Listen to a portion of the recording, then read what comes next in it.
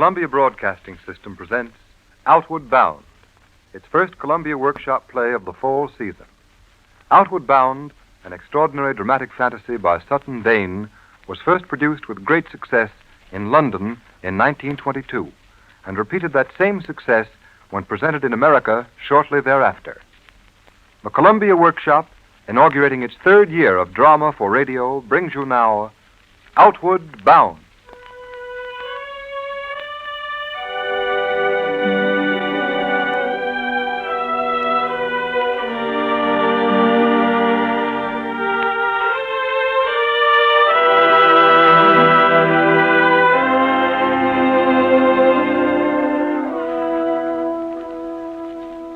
Are you ready, Anne? Yes, dear. You aren't afraid? No, I'm not afraid with you, Henry. You're not afraid anyway, are you? I'm not afraid anyway. Oh, darling, I love you so. No one can ever separate us after this. Never. Never anymore. Oh, poor Jocko. Henry, he knows. He knows what we're doing. Anne, shall we take him with us? We can't do that.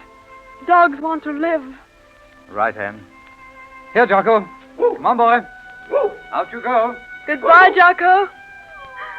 Goodbye. Stay out there, fellow. Goodbye, Jocko. You suppose he'll ever forgive us? I hope dogs forget in a very few days. Anne, darling, are you ready now? I'm ready, dear. Henry, will it be quick? Just a few moments, darling, and then... Henry, listen. Jocko knows what we're doing. Look, he jumped on the ledge. He sees us through the window. You don't think he'll jump through? No, he won't, dear. He'll get tired soon and lie down and sleep. Like us, asleep. Oh, Anne, I've dreamed of this for so long. Of going away with you, way off somewhere. Henry, hold me close. Closer. We mustn't ever be apart. I love you so. And I love you. Forever? Forever.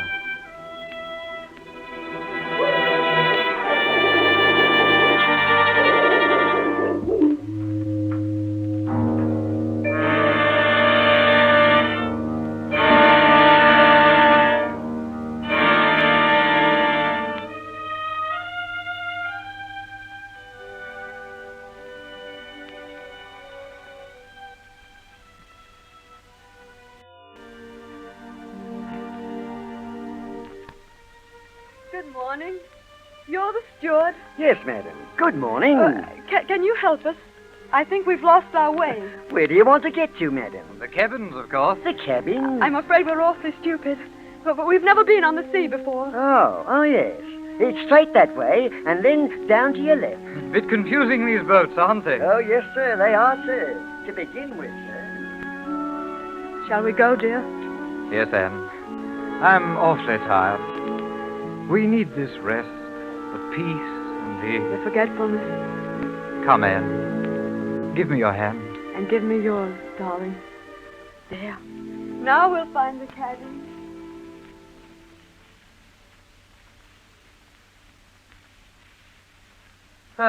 Good morning, steward. Good morning, sir. This is the smoke room, I suppose. Yes, sir. But then I say, could I get a drink? Righto, sir. Good, I need it. Scotch and soda be right, sir? What? Oh, yes. Right.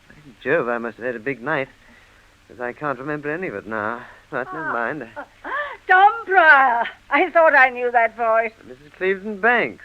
Well, this is a surprise. I saw your name on the passenger list, so I asked for the bar at once. Well, And here you are, delighted. What are you doing here? joining my dear husband out in India. And I'm afraid we're in for a very dull trip. There's nobody on board. At least nobody who is anybody. Well, we must try and cheer each other up then, Mrs. Banks. Mrs. Clevedon Banks, if you don't mind. I met a Banks woman recently. A most ordinary creature. So I'm very particular about my hyphen. Oh. One can't be too careful, can one? No, I suppose not. Oh, when I said there was nobody on board, Mr. Pryor, between you and me there is one person on board to whom I shall take a strong objection. He's a clergyman. What's the matter with him? Oh, don't you know? Clergymen at sea are dreadfully unlucky. We shall probably all go down to the bottom. The best thing we can do is to cut the fellow dead. Oh, will we save the boat by doing it? How droll you are. Oh, look, speak of the devil. Good morning. Oh, good morning, Reverend. Who is this man? Really, Mrs. Cleveland Banks. I'm Reverend Duke. I'm awfully sorry to bother you, madam, but could you tell me what the date is? What was that? I ought to know, of course, seeing that it's the date we sailed, but my memory is so... You're trying to start a conversation with me, aren't you? I only wanted to know the date, and, well, I didn't think introductions were necessary on board ship. That, my man, is a matter of opinion. I beg your pardon. I'll find it out by myself. Oh, there. Was that cutting enough, Mr. Price? It'll do. Heavens. Look. Here comes another dreadful person. You'll excuse me, ma'am, but... Good gracious. Excuse me speaking up to you, but you're the only other lady I've seen about. Mr. Pryor, rescue me from this creature. Well, here now. What's your trouble? Well, sir, thanking you, sir, it's like this. It's like this, as it were. Only last Saturday, Mrs. Roberts and I was talking about the bedclothes being damp. And I said... Oh, the good woman is, of course, a stewardess. Are you? Am I what, sir? A stewardess on this boat. Oh, no, sir. I'm a passenger. Mr. Pryor, tell that steward fellow behind the bar to take this good woman back to her proper place immediately. Thank you, ma'am.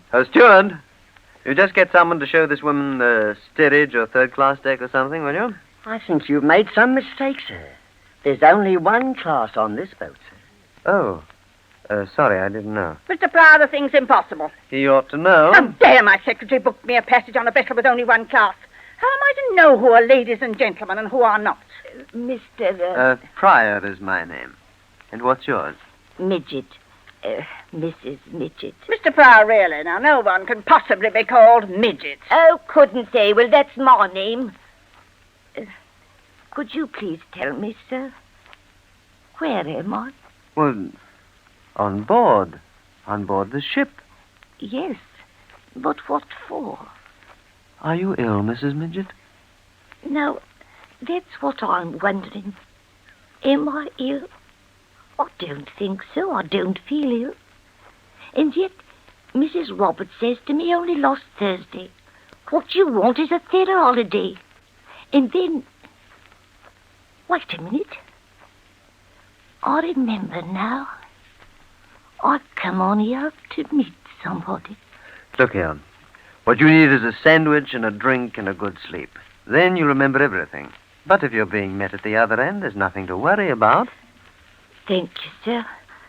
You're awful kind to me. I had a boy once. He must have been just like you, sir. He ran away from home. So the woman's obviously lightheaded. Have her removed. The steward, can you find this passenger's cabin for her? See that she gets everything she should have, will you? Nervous, you know, never been to sea. Certainly, sir. Much obliged, mister. This way, madam. Thank you, sir. And if you need anyone looking after you yourself, sir, just be calling on Mrs. Midget. Anything I can do, sir. Really? I must go outside and get some fresh air after that creature. Then I'll stay here. Mrs. B., do you think that poor woman was speaking the truth? I wouldn't know. I've never been in touch with charwomen before. No, I don't suppose she has. Oh, I say, Reverend. Were you speaking to me, sir? Yes, you see, well, hang it, I want to apologize. What for? Cutting you stone dead like that silly old woman I was with. Oh, that's all right. Oh, good. Will you have a drink? Thanks. Oh, here's the steward now. The steward, what is your name? Scrubby, sir. Midget and Scrubby. well, 2 whiskey, steward. I say, I'd always understood you couldn't get a drink on board a ship till after she sailed. Well, you can't as a rule.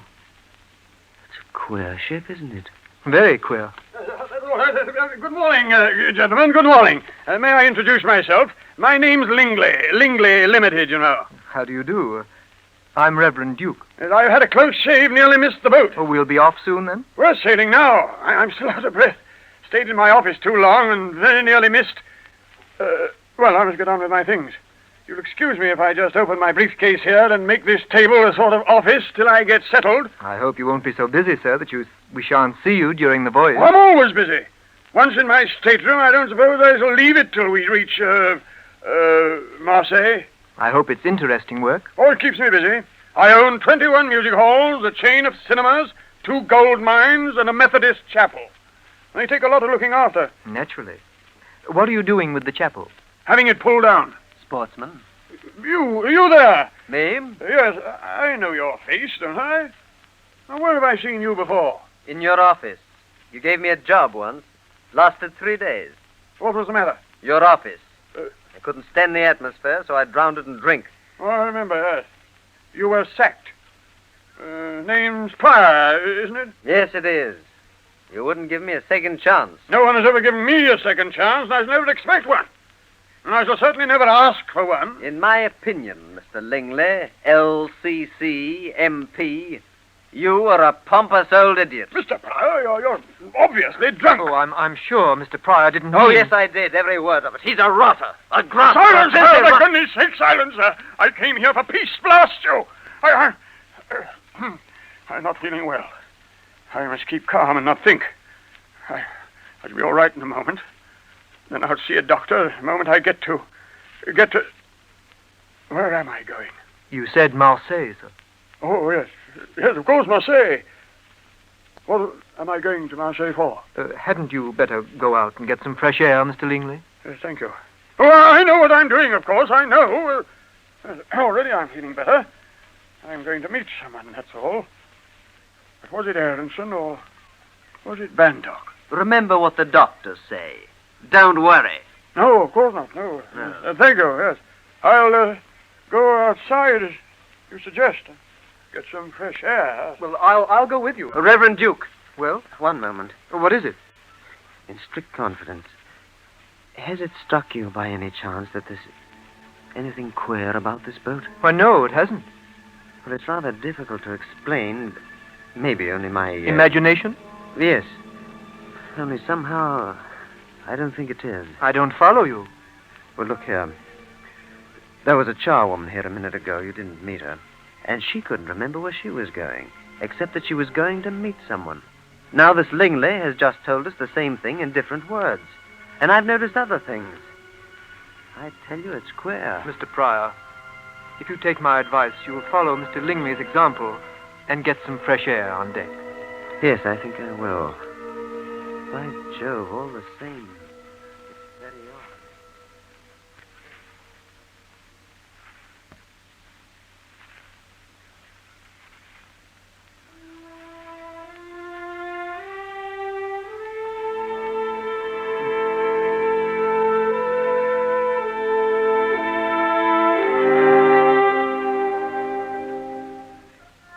Come in, darling. There's no one here now. I guess they're on deck. Why are you shy of the men? I'm so afraid that they'll suspect our secret. They won't, sweetheart. Oh, Anne, we're really outward bound now. I saw water moving by the porthole. Queer. It's just like an ordinary sailing, isn't it? Oh, I hope it will be terribly rough, with lots of wind and spray. Why, dear? Then you can hold me closer. Yes, Anne. I love you. I love you, Henry. Anne, I wonder how the dog is. Oh, poor Jocko. But he'll be all right. They'll look after him. Henry, you don't think any of these other people can possibly know? Our secret? Of course they can. It isn't a crime, is it? Is it, darling? No, sweetheart. There's nothing wrong in not turning off the gas, is there? Oh, try to forget it, darling. Our poor, sad little flat. And Jocko there, still barking, probably. Only think, Anne, of how much we wanted this. We've never cared for the world. We're not going to care for it now, are we, dear? No, Henry, there's nothing that I can... Oh. Hello. How long have you been standing there? Only a few minutes. Why? And you heard what we've been saying? Nothing that I could make any sense of. In other words, I haven't heard a thing. I'm sorry if I've upset you. I don't think you have. Come in. Let's go down to the cabin. Yes. Scrappy! Scrappy! Yes, sir. Coming, sir. What is it, sir? Scrappy, listen. I am right, aren't I, Scrubby? Right about what, sir? You, all of us on this boat. What about all of us on this boat, sir? We're all... Now, answer me truthfully. We're all dead, aren't we? Dead. Yes, sir. We're all dead. They don't find out so soon as you have, as a rule. I don't understand. No, sir, you wouldn't. Not yet. But you'll get to know a lot of things as the voyage goes on. Tell me one thing now. Anything I can, sir. Where are we sailing? Where are we going? To heaven, sir. And hell, too. You see, sir, it's all the same place.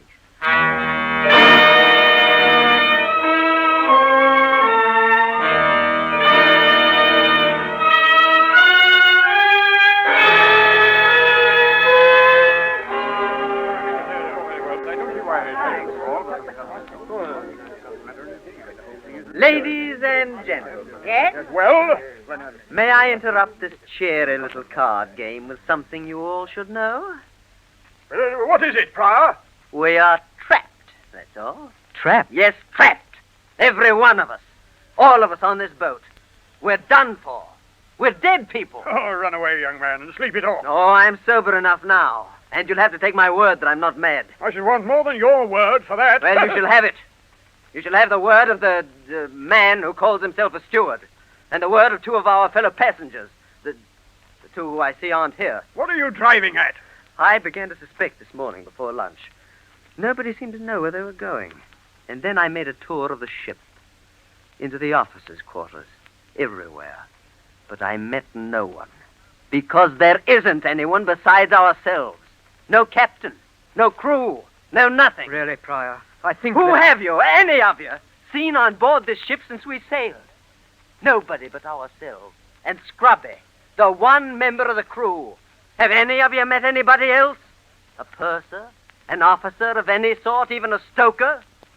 Can you really, honestly tell me that you've seen nothing queer about this boat? Nothing whatever, excepting you. She's exactly the same as any other boat. Now go away. Oh, is she? Is she indeed? Oh, you're just in time. Come here, come in, the two of you. Just in time. What for? To back me up. We don't understand. Oh, you know. You knew this morning. I'm afraid we don't know what you mean. Oh. Then you don't understand how you got here either, I suppose. How either of you got here. Well, I'll tell you. Gas, my dear sir. Sheer gas. Henry, he frightens me. He's trying to frighten all of us. It's taken him in a funny way, ain't it? And he's such a nice lad, too. Madam, I must apologize for our fellow passenger. He's not well. And another thing. This boat doesn't carry a port light. No, and she doesn't carry a starboard light either. Now is she the same as any other? Now can you settle down to your smug game of cards? I think somebody had better get him to a doctor. Go out there! One of you men, go out and convince yourselves about those lights. That seems to be right enough. Poor lad. He needs someone to take care of him. Reverend Duke, what do you say? Will you do it? You go and have a look at the lights. The lights that aren't there. I'll do it. Just to satisfy you. Oh, very well, then. But bring back the truth. I will. I'll report it just as I find it. Weak. Very weak man, the Reverend. The church was always like that. Weak. Don't run down the church. You may want her help very badly before long. I simply ignore you, Mr. Pryor. Henry, darling, I'm frightened. You mustn't be, Anne. Everything's all right. Look, here's the Reverend Duke back again. Well, Reverend?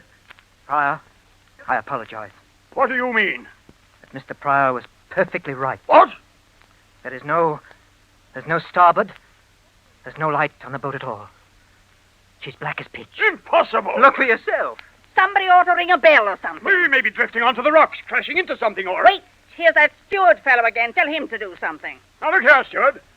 Where's the captain? I want to be taken to the captain at once. Oh, he left long ago, sir. Well, when I get back to London, I'll report the... I'm afraid you won't get back to London, sir. Then what you told me this morning was true, wasn't it? But we're dead, sir. Yes, quite dead, if that's what you mean. It is queer. Why, sir? We didn't think it was queer when we was born. I intend to get in touch with... Well, what about the wireless? We don't carry any, sir. But that's illegal. You'll just all have to wait till after the examination. What examination? You'll find out at the end of the voyage. None of you should have known about this so soon anyway. I suppose it's because of the halfways we've got on board this trip. Halfways, what are they? You'll know when we come to the examination. Now, I suggest that you all go out on deck while you can and get some fresh air. We'll be landing soon anyway. Come on, out with you. But the very idea of a man...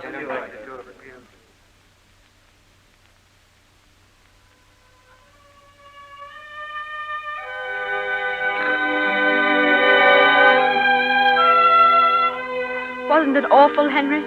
They didn't seem nearly as frightened or upset as I thought they'd be. No. I mean, standing around like that and feeling every minute that they suspected us. Anne, darling, come here. Yes, dear. And listen. They know we're dead. They're finding out our secret. I know they are. What will they do to us, dear? Don't worry, darling. They won't separate us. I'm sure they can't.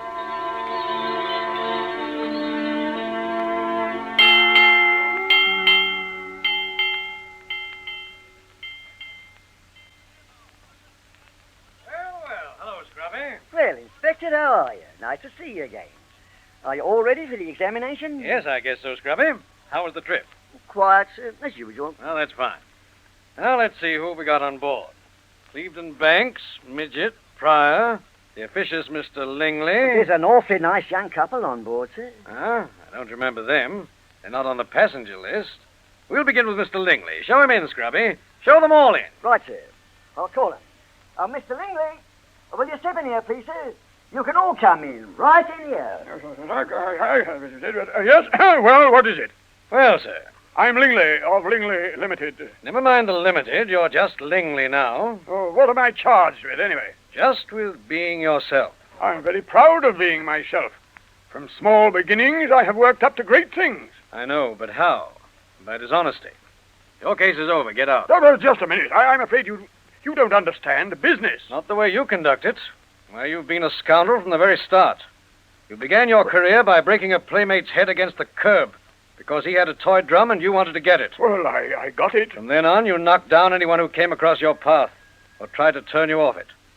Well, now there's no appeal. You will suffer as you have made others suffer.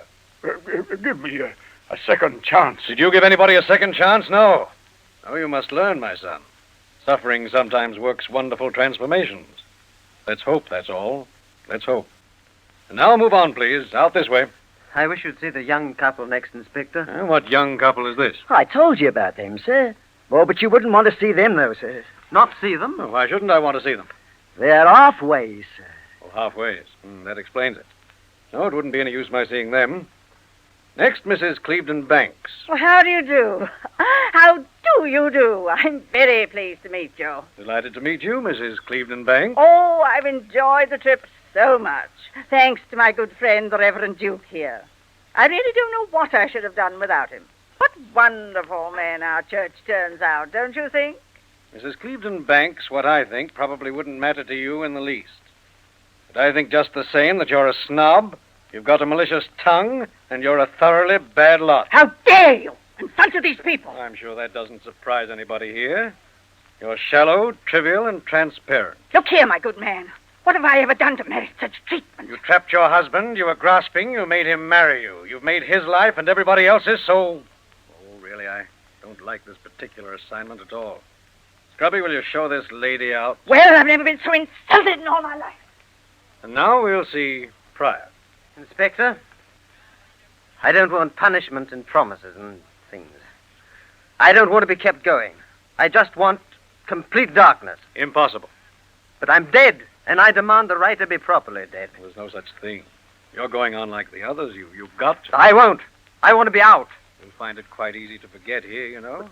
Why do you want to be out, as you say? Can't I do anything for you? No, you can't. Perhaps I could, sir. My name is Midget, sir. Excuse me, Washington, as it were. Oh, yes, I have your name on the list. How do you do, Mrs. Midget? You see, Your Reverence, when I first got on this boat, nobody would speak to me. I was lost, as it were. And then young Mr. Pryor was very kind to me. And maybe now I could do something for him. What do you have in mind, Mrs. Midget? Well, now, what Mr. Pryor needs is a good, honest, steady housekeeper who'd take care of him. Inspector, please, But then you'd be properly looked after, Mr. Pryor, with everything mended and darned, no fuss in mind, but just someone to call you mornings with a nice hot cup of tea. Look here, Mrs. Midget, you don't understand. You can have your drinks, as long as they don't interfere with your meals. I'm a good cook, I am, And it would upset me awful if you didn't eat. But Very fine of you, Mrs. Midget. And if you're suggesting yourself as that housekeeper, there's a little cottage waiting for you with a garden by the sea. Has it got a good sink? Look here, both of you. Can't you forget about me? I tell you, I'm not worth bothering about. And that proves you are. You really meant what you said. Humility, my boy. Humility. Take him away, Mrs. Midget, Yes, sir. and do the best you can with him. I promise, sir. Mind you, I won't promise. I won't promise to be good. I'll take that chance on you. All right, Pryor, just wait inside there, will you? Very well, Inspector. But I won't make any promises, I tell you. Oh, thank you, sir. It was awful kind of you to let me have him. Good luck to the both of you, Mrs. Pryor. You're a good mother. Gloucester? Gloucester, how did you find it out? Oh, but you'll never tell him. Will you, sir? Promise you'll never let him know. I promise, of course. Oh, thank you, sir. You see, he doesn't even know me. But I've got him to look after. At last. It's Evan. That's what it is, sir. Oh, Inspector, Yes, what is it? can't you see us now? Please, sir. Oh, is this the young couple, Scrubby? Yes, sir. They're the ones I told you of. The Halfways. I'm sorry, but you aren't ready yet, my children. Not yet.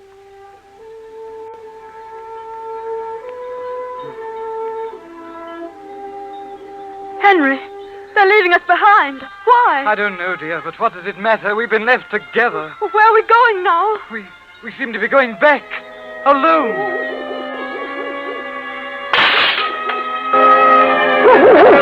You hear that? It's Jocko.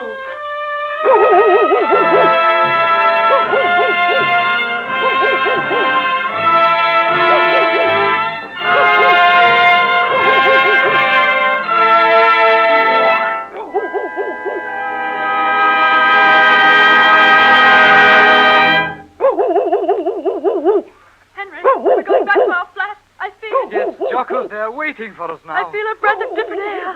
The air is different, Henry. It's new and clean. It's like the air we used to know, remember? Yes, I remember. Oh, it seems good. We're going back, but I don't really care what becomes of us as long as we're together. Nothing else matters. Courage matters, Anne. Maybe we should have had more courage. We will, darling, now. We didn't understand then. Oh, isn't it wonderful, Henry? The air is fresher and fresher all the time. It's better than the open sea. Yes, Anne. Hurry. Hurry. We're almost home, dear. Ready? Ready, Henry. Ready. We've such a lot to do, darling. We've such a little time. Hurry, Anne. Hurry.